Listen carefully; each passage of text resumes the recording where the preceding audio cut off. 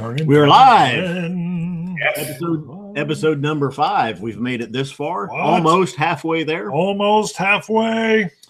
Just closed out a tremendous session with Jennifer, joining us now from New York. Go ahead and introduce yourself, Nick.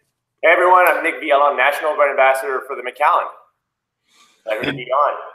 Yeah, thank you for joining us. We thought you were going to be traveling. You thought you were going to be traveling. Yeah, but that's the life of an ambassador. You know, little changes here and there all the time. Yeah, and a wonderful background. So tell us where you're at and what's in the background there. Yes, I'm actually pretty excited to be here in New York. I'm actually in what we call our spiritual home of the Macallan in the United States. This is our offices located in Midtown Manhattan. And what I have behind me is actually our product library. So this is quite the extensive collection of all the spirits that are owned by Edrington, the company that owns the Macallan. And so you can see here, let me just show you. This goes all the way up to the ceiling, all around the room as well. Just rubbing it in. Yeah, absolutely. It's just my office, you know? I'd be lost. I would have never made it to the show. Like, where were you? We didn't I got lost on shelf 5. Yeah, there you go. Well, I had to catch up with you guys being the 5th episode you said, so got everything I needed here. Perfect. Now, for those watching, Nick hasn't sent us anything. These are our own bottles, my own bottles of edition 1, 2, and 3. Yes. What we poured is edition 1. My bottle was unopened, and I thought this was a good time to open it. You've had a sample of it, but you haven't cracked it open. I haven't had it at all. That's pretty awesome.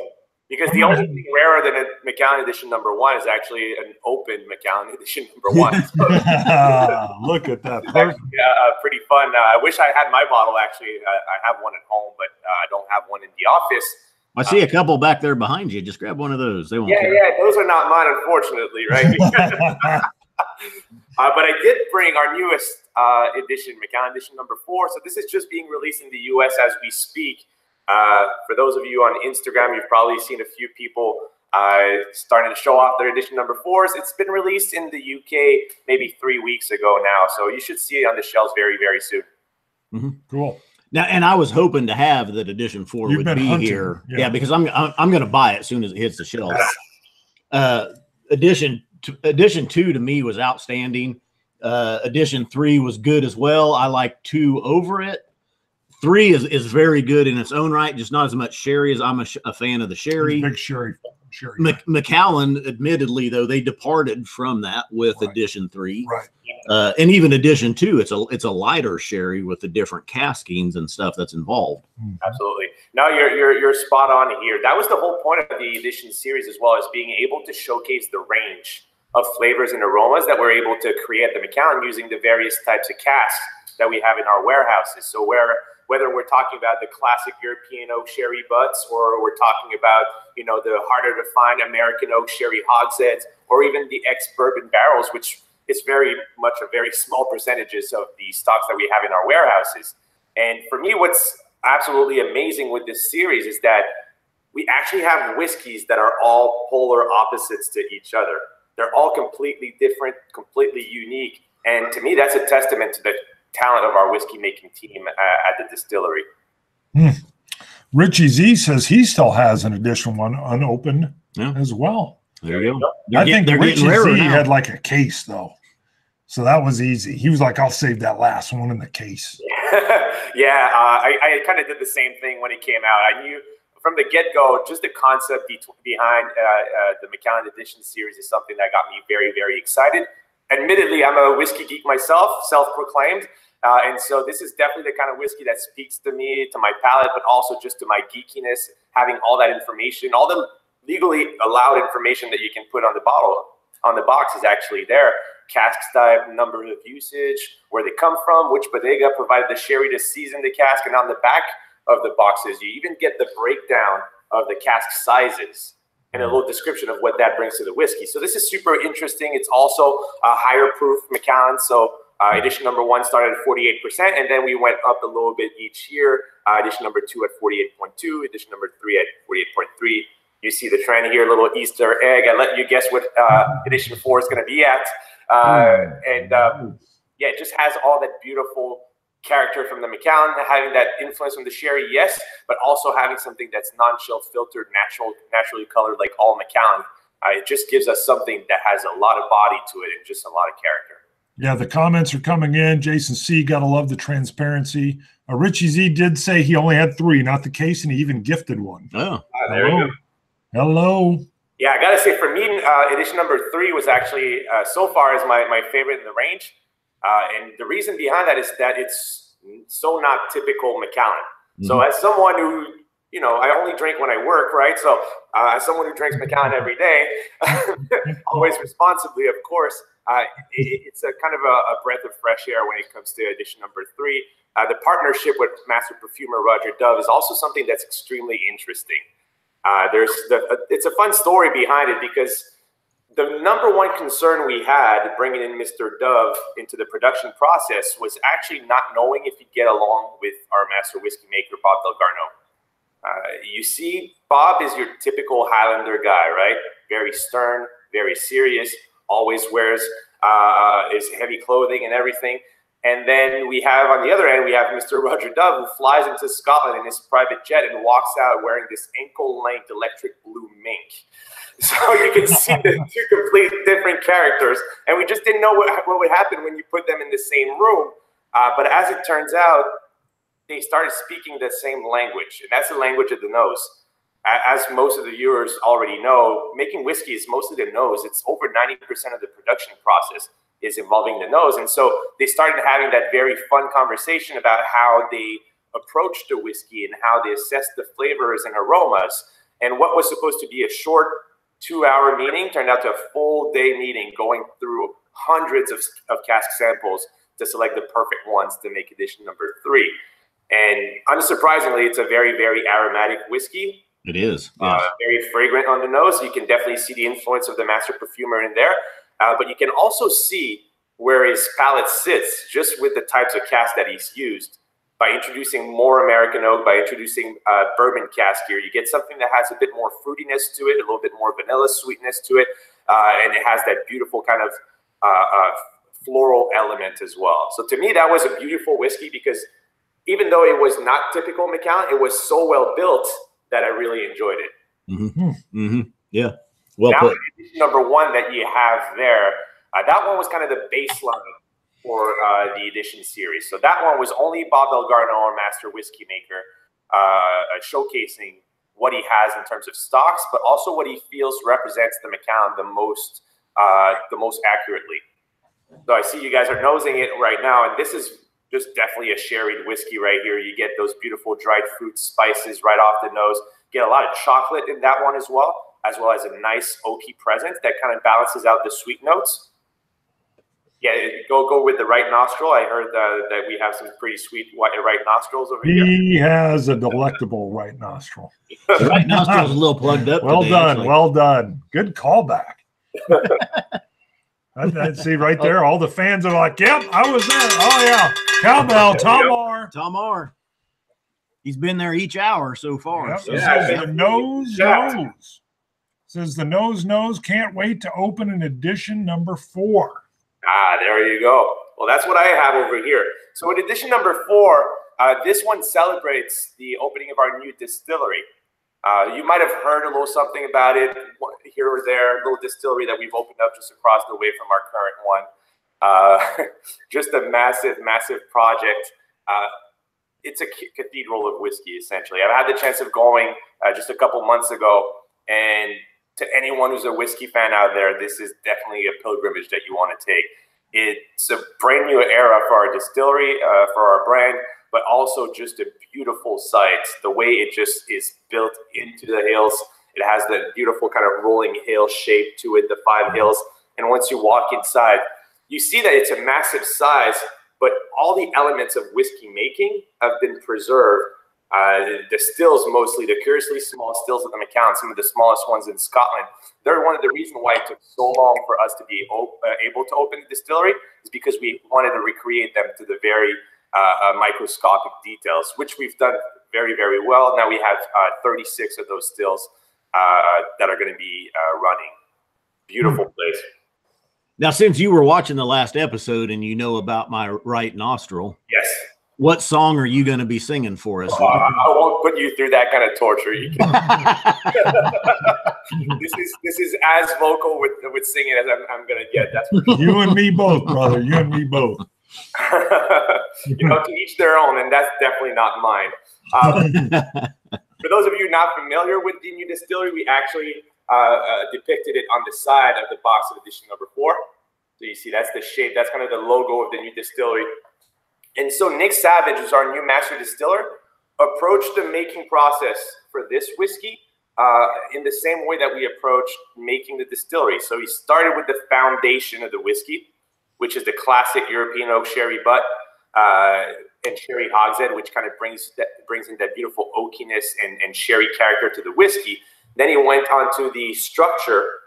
So he added a little bit more structure to the whiskey by using American oak and European oak. Once again, those are all first fill. And then after that, the form and the capstone, which is the rooftop. Now, fun thing about the rooftop at the distillery, it's one of the most complex roof structure in the world. It's actually 380,000 unique pieces. None of them the same as the other, and none of them are actually curved. They're all completely straight. And it's the complexity is by having that many pieces that we're able to give to the roof that beautiful kind of waving structure. It's something that's quite stunning. But just because I know some people are probably into it, I'm trying to read the comments. If you'd like to see the details for the casks here, I'll read them out loud. That's going to be easier. So we have, for the foundation, we have first fill, Tivasa, Butts, Puncheon, and Hogshead, all European oak. Then we have, for the form, we have first fill, Sherry Butts, also all European oak. And then for the structure, we have first fill Hogshead from American oak, Sherry once again. And then for the capstone, we have second fill, so refill Butts and Hogshead, European oak and American oak. So when we refill the cask, that means that they changed the cap of the cask to European oak, but the cask is made of American oak itself. So lots of first fill going into this one. We're looking at a vatting of 513 casks here. And the breakdown is mostly Butts, lots of Hogshead, and a little bit of Puncheons in there. So a very, very wide proportion of smaller casks, which increases the intensity of the oak in this whiskey. And for me, the first time I tried this, I was really, really impressed because to me, it's a classic Macallan that's been flipped. And what I mean by that is that when you drink Macallan, the first thing that you get on the palate is typically the sweetness, right? You get that sweetness from the cask. You're going to get that beautiful vanilla, butterscotch, and toffee. And then you're going to move into the fruitiness. And then you're going to start getting the spices. And you're going to finish with the bitter notes or the dry notes, something like dark chocolate or oak. With this one, you start with the oak right away. This might be the driest Macallan I've ever tried. Really? Which is something that's quite fantastic for the fans of high rye content bourbons out there, or for the fans of whiskeys that are just very, very oaky. This is definitely one that's for you. And then after that oakiness, this is when you start getting the sweetness and the spices. So it's kind of flipped around a little bit in the order, which to me is fascinating. It just goes to show that Macallan was once again able to create a whiskey that was unique and fantastic in its own right. Hey, two questions real quick, Nick. One, is anything going to happen to the Macallan 12-year? And how many bottles of edition number 1 were released worldwide? So what's going to happen with Macallan 12 years is that we're actually releasing a new 12-year-old called 12-year-old Triple Cask. So as you might have heard, the Fine Oak series is being renamed as Triple Cask with the new packaging change that the Macallan is going through. But other than that, we still produce the Sherry Oak 12 as well as a Double Cask 12. In terms of number of bottles for edition number 1, I don't have that information. I don't just want to give a number off the top of my head. But whoever asked that question, once I give my Instagram handle at the end, you can reach out to me and I'll try to find out. Well, I know even I had heard from at least more than one source was that this was number 1 was the lowest numbered release of the 4 so far. It was, yeah. It was an American exclusive release at first, and then part of the allocation towards the end was released in the UK as well. But first, it was a whiskey that was made only for America, and then with the success of the edition 1, we made it a release worldwide afterwards. I'm getting a lot of chocolate on it. I'm not getting necessarily a lot of normal sherry notes, but just a lot of chocolate, cocoa, maybe even some coffee and some coffee. Wow.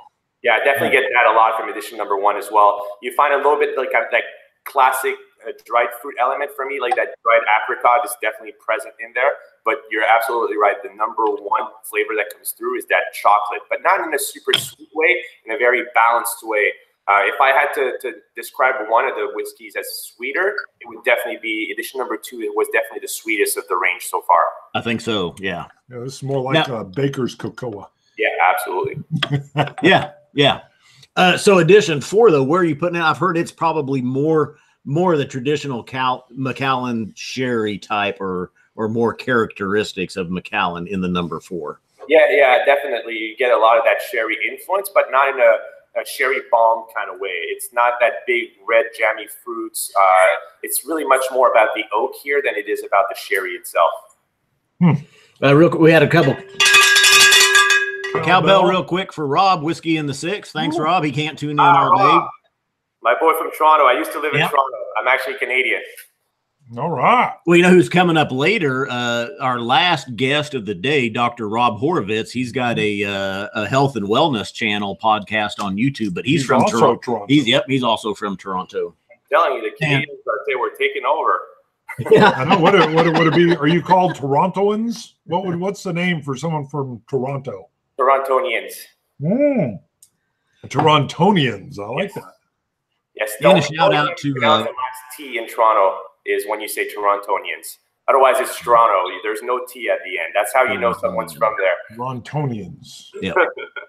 Yeah, it's fun. I'm seeing a lot of familiar faces in the chat right now. Rob was there. CJ, Single Malt Vault, is there as well. Lots of familiar faces joining in. That's a real pleasure. Yep. And a shout out, Richie Z sent a super chat via PayPal real quick. So, yeah, you can do that either. Or also, Scotch Test Dummies at gmail.com. So, sweet. I see some people have toured the new distillery already. That's fantastic. Such a special experience. The whole guest experience is just elevated to a whole new level. And anybody who gets the chance to go to Speyside needs to stop by the Macallan Distillery. It's absolutely worth your time. So before we went live, though, I'd mentioned to you, and you know it as a brand ambassador, Macallan gets some hate being a big distillery. Some of the whiskeys overpriced, blah, blah, blah. What was your answer? What did you say? Well, I said at the end of the year, the warehouses are still empty. So if they were exactly. There would be some whiskey left. But, we're for sure one of the larger producer in Scotland. We're the 3rd largest producer in terms of volume for a single malt Scotch. But all things considered, it's still a very small volume when you compare to some of the big American whiskey players out there. And time is the ultimate kind of funnel to the whiskey making process here. You can produce 30 million liters of raw spirit every year if you'd like. That doesn't mean that you're going to get more whiskey mature faster necessarily. That's just not how the whiskey making process works in Scotland. So for us, the attention is all about making the highest quality of whiskey that we can by never cutting any corners and by really kind of diving deep into each of the aspects of the whiskey making process, whether it's by having the highest quality cask in the industry. As we know, this is most of where you get the flavor. It's also where Macallan gets 100% of its natural color, is those beautiful sherry casks. We're one of a handful of distilleries that actually makes their own cask from scratch, from start to finish. Even our American oak cask, we're going to harvest the oak from sustainable forests here in America, on the east coast of America, ship it all the way overseas to southern Spain in Jerez de la Frontera, where we build it into a cask and then season that cask with sherry. It's an extremely long, extremely expensive process, which definitely drives the prices of the whiskey slightly higher.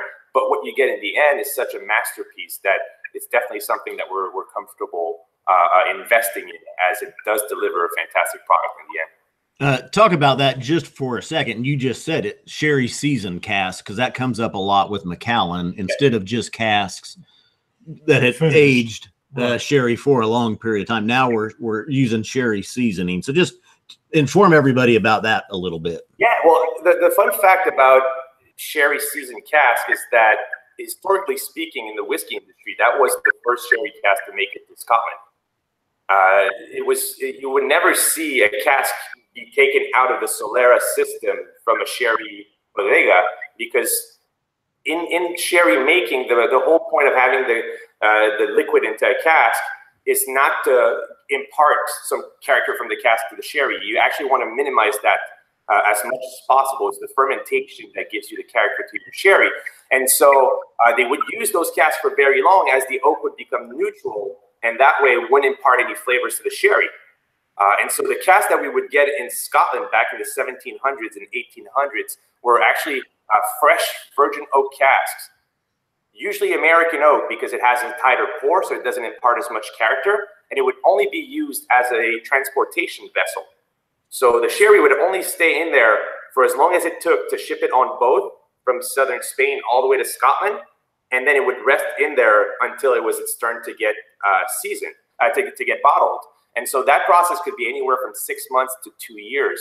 And today, this is what we do with the Macallan. We actually take the sherry, put it into the cask, and leave it in there for 24 months to season the oak.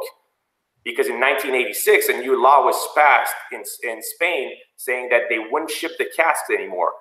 First, it was very expensive to do, but also they saw that the rest of the industry would, the other spirits industry would reuse those casks. So in order for them to be able to make more money off of the sherry making process, they would bottle the sherry in Spain, ship it bottled, and then if you wanted the cask, you had to purchase it from the bodega. And so at the Macallan, we make our own cask for that exact reason, is because we want to stay as historically accurate with the nature of our cask as possible. Yeah, great. That's a great explanation. Yeah. I mean, that answers a lot for me as well, because I'd kind of wondered on that as well with a sherry seasoned cask. Yeah. Right. What does seasoning mean? Yeah, exactly.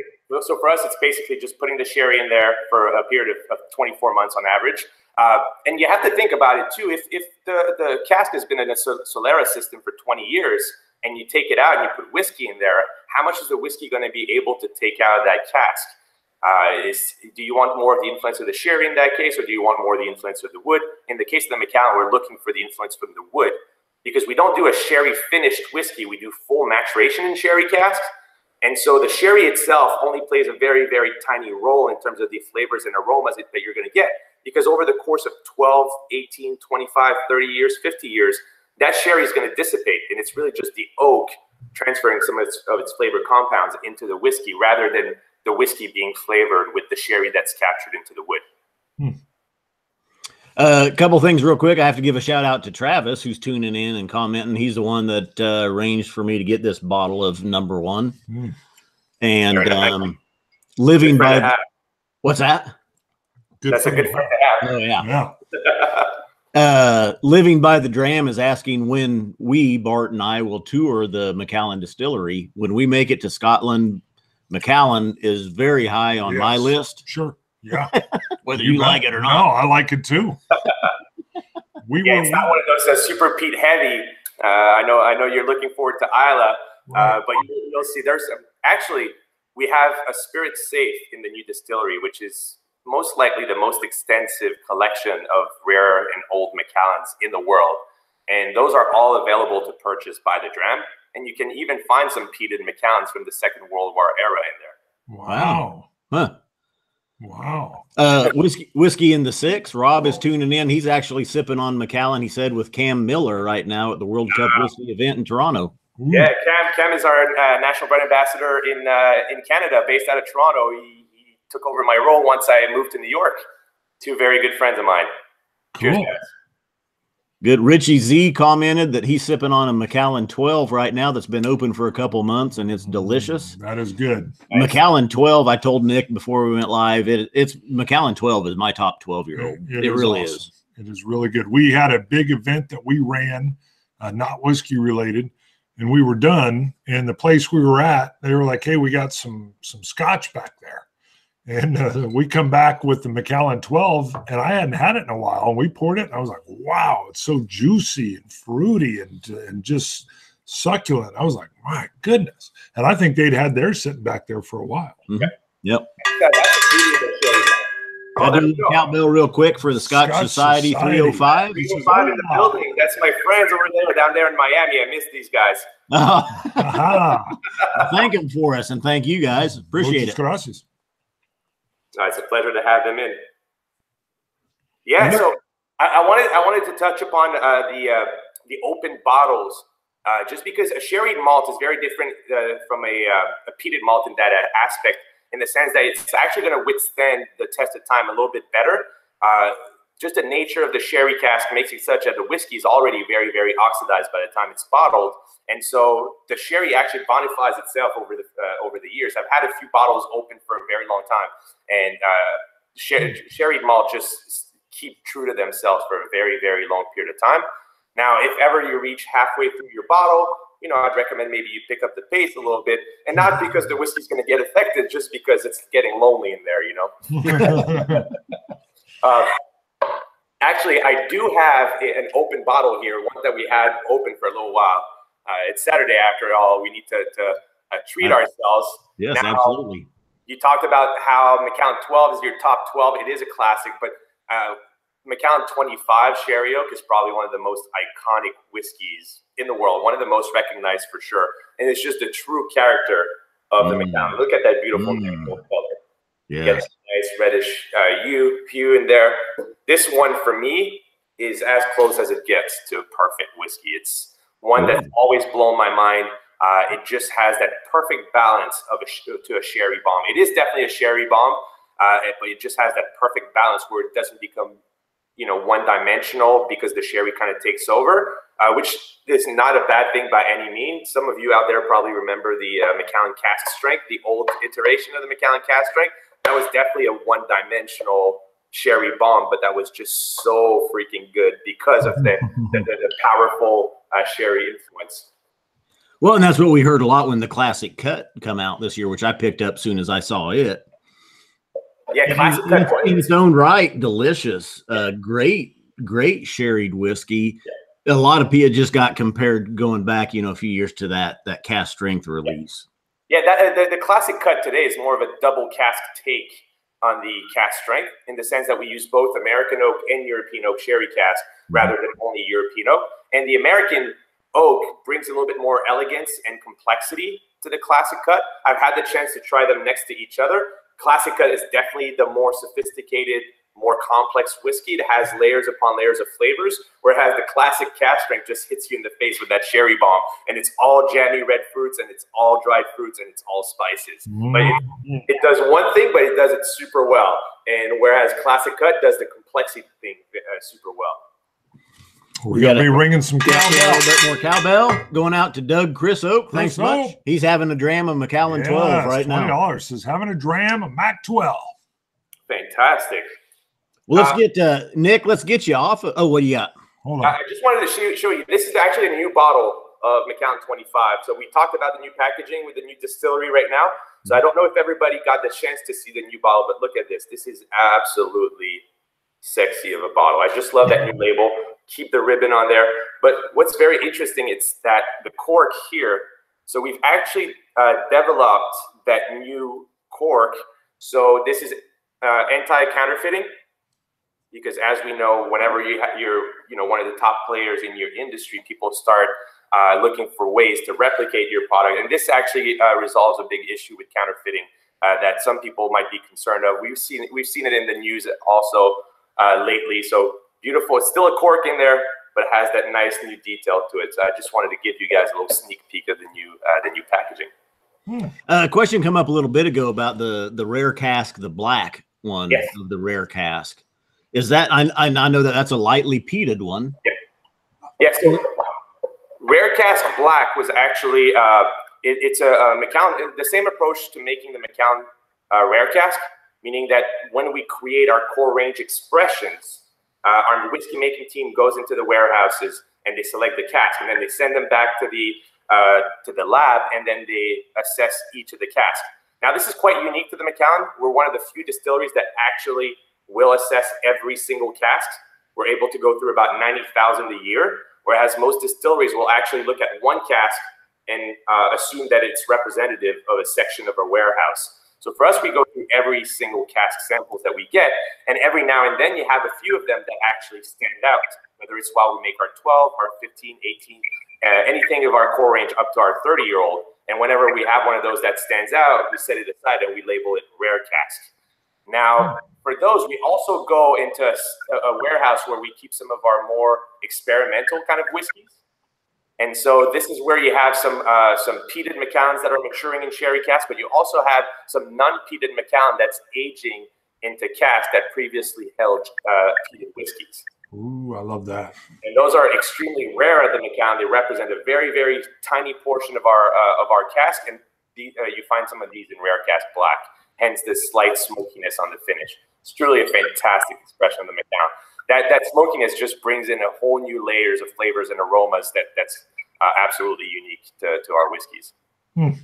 Well, I was getting ready to ask you, okay, so in your home bar, excluding Macallans and Highland Parks, yes, what's in there? Well, there's Glenrothes in there, of course. Okay, and excluding Glenrothes. So my home bar right now is quite limited, having just moved to New York just over a year ago now. But if Cam's still listening right now, he's the one holding on to my whiskey collection. In his in the storage unit, you find some of everything in there. I've been in the whiskey business for quite a bit now. I've been with the Macallan specifically for 6 years, but I've been in the industry for over a dozen years now, counting my years as a bartender. And so I have a pretty healthy collection of whiskeys across all brands. So for me, what I like is having bottles that are representative of the distilleries. To my palate, it tastes like what I imagine this distillery produces, but also whiskeys that make me travel. So I have a lot of Islay whiskeys in there. I've had the chance of working with and for Beam Suntory in the past. So you're going to find those Bowmores, you're going to find those Lafroigs, and you're going to find just a lot of those nice peat bombs. Beautiful. Oh, we got a couple of cowbells. Cowbell. Tune Baton Rouge. Tune. Greetings from the Netherlands. Thanks, Tune. And Scotty Swing. Cheers, everyone. Scotty's been here, I think, since episode 1. Anyway, I know he's been tuning in for a while today. Also Canadian. Yeah, I'm telling you, that's fantastic. Malted in Montreal. Like a lot of the people I know are on here. That's fantastic. What is, now I'll ask you too, what is, I like to ask what your favorite genre of whiskey is. Like sherried scotches are my whiskey. Yeah. Peated scotches over here. What's your preference? Where do you lean? Definitely sherried malts as well. It's funny, I was having this conversation just yesterday with friends of mine asking me like, all right, is Macallan truly your desert island whiskey? And it absolutely 100% is. If I had to select from all the distilleries what I wanted to drink for the rest of my life, easy pick on the Macallan. It's the whiskey that introduced me to single malt Scotch whiskey years ago now, believe it or not. I still have my very first bottle of Macallan 1986, which is my date of birth, in my home bar. It's a distillery that holds a very special place in my heart because I find that it transcends the world of single malt Scotch whiskey. Not only are they at the top of their game when it comes to making fantastic single malts, it's also a brand that advocates something to people. People hear it, and even if they don't drink whiskey, they know that they're going to get one of the highest quality single malts out there. And that's just a testament to our dedication to making the best whiskeys in the world. Awesome. Yeah. Give some stuff away. And you got a great job, I'd like to say, too. I'm sure you hear that a lot. Yeah, it's not too bad. I brought another little sneak peek here, and you spoke about Rare Cask Black just a second ago. So I actually brought his big brother, which is Macallan and Black. Ooh. So this is one of our newest release of the Macallan, one of the rarest Macallans in the world. Only 375 decanters made. Only 40 of them will find their way in the United States this year. So this is a fantastic smoky take on the Macallan once again.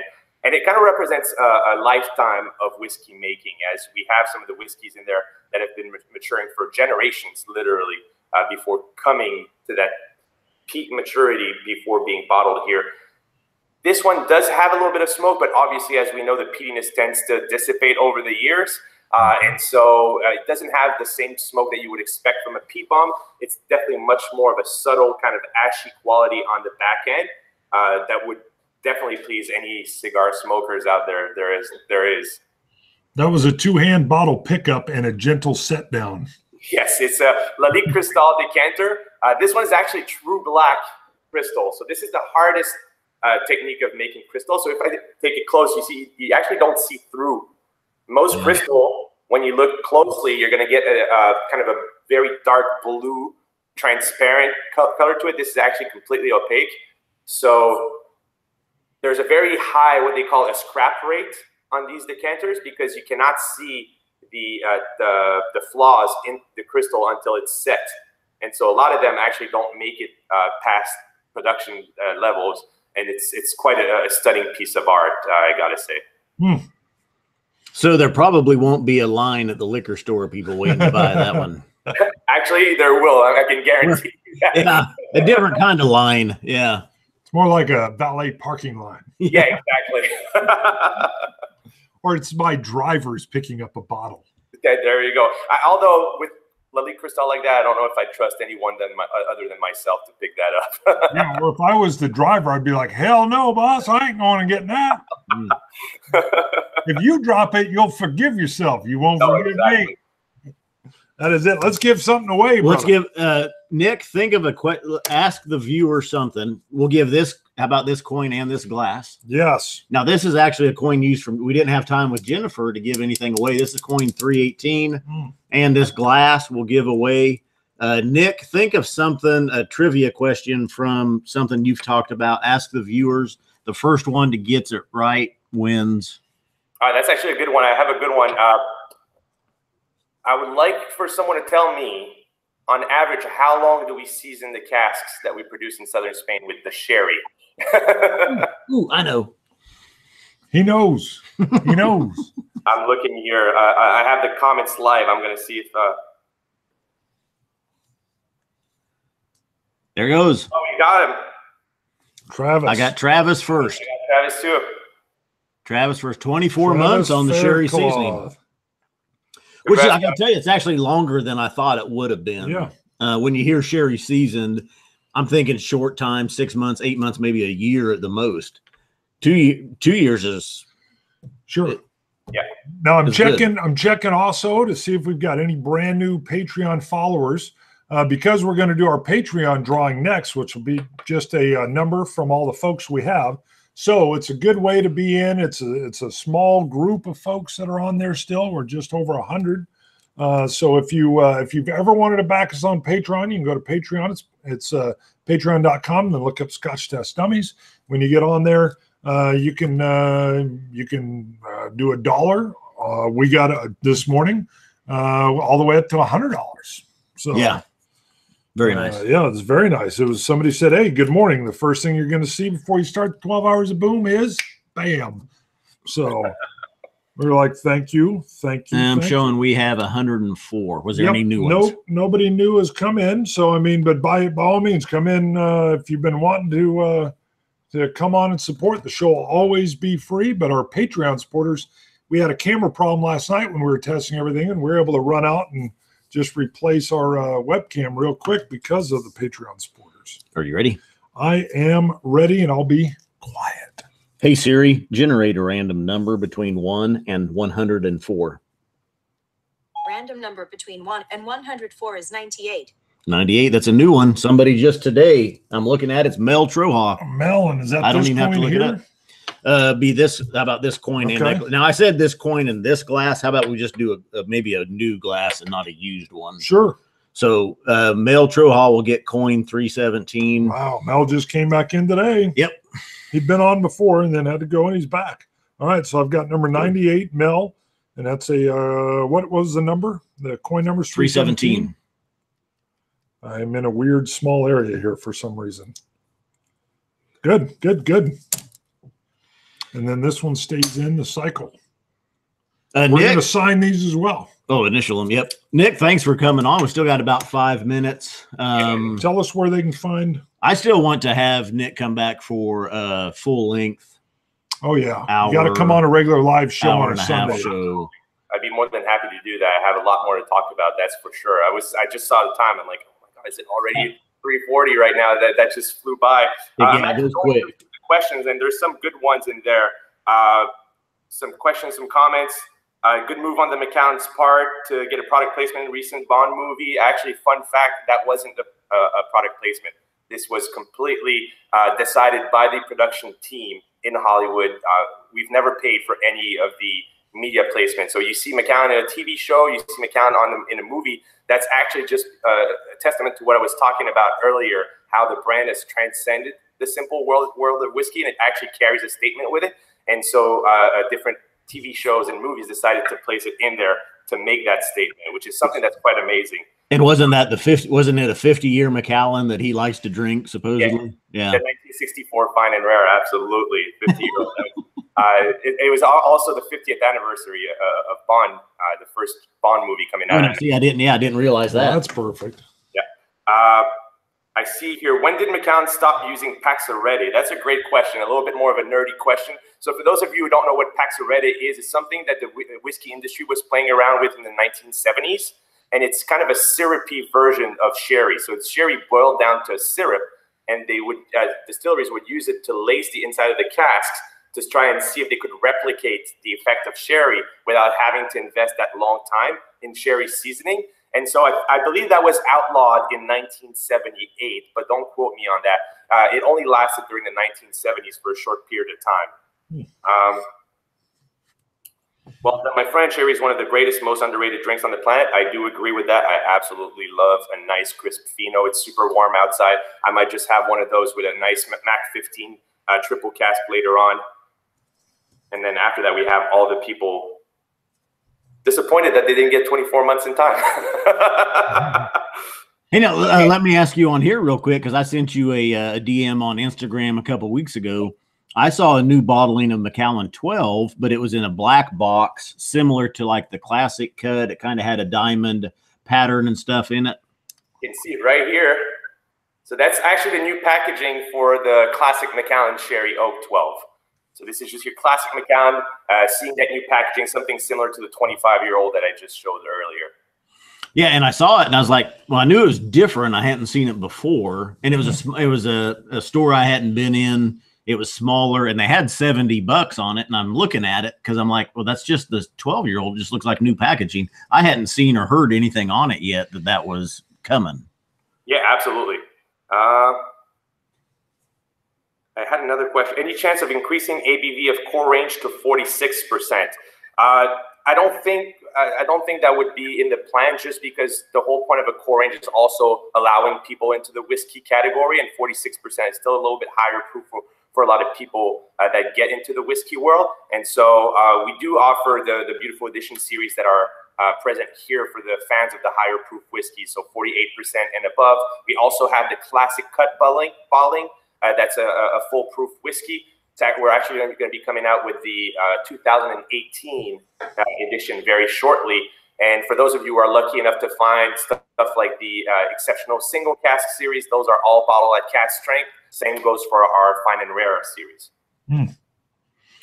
How many, well, two things. Rombout wants to thank you real quick for all the information you've provided. We agree. Thank you. Yeah. How many editions is Macallan going to do? Good question. That is far above my pay grade to make, or even for me to be within that secret. But one thing I can show you guys that's actually pretty cool that not a lot of people realize is that every time we release a new edition, on the inside here, there's an announcement on whether or not we're bottling another one after this. So edition number 4 right here, you pop it open, you see edition number 5 being announced inside. So my answer to that would be at least 5. Good answer. And like we say, no one's watching. You can tell us. Yeah, there's nobody watches the show. Did you say 12? I heard 12. Just teasing. We've been doing good. We've been over 100 viewers again, and most of the shows today. That's a good trend for us. It's amazing. Yeah, 100 live, 101 right now. Yep. If anybody else who's watching live right now has a question, I didn't get the chance to get to it, you can actually find me on Instagram. I'm quite easy to reach out there. As you said, you sent me a DM.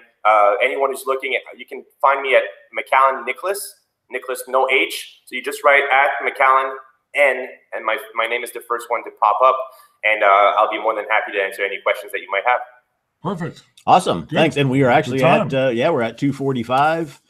Thank you for coming on. We appreciate it. I know that was a short one, and I wish we had more time to spend with you. And we're gonna, I think Scotch Trooper is coming up next. Yeah, absolutely. We'll get back. We'll get you on one of our Sunday lives where we got more time. 100%, guys. Count me in. Beautiful. All right, we'll close her out. That's and it. I drank all of mine. Bart didn't drink very much of his. Well, I've got to sip You're easy. limited. Guys. That's right. Scotch it, you Scotch gods. Cilantro. Dummies.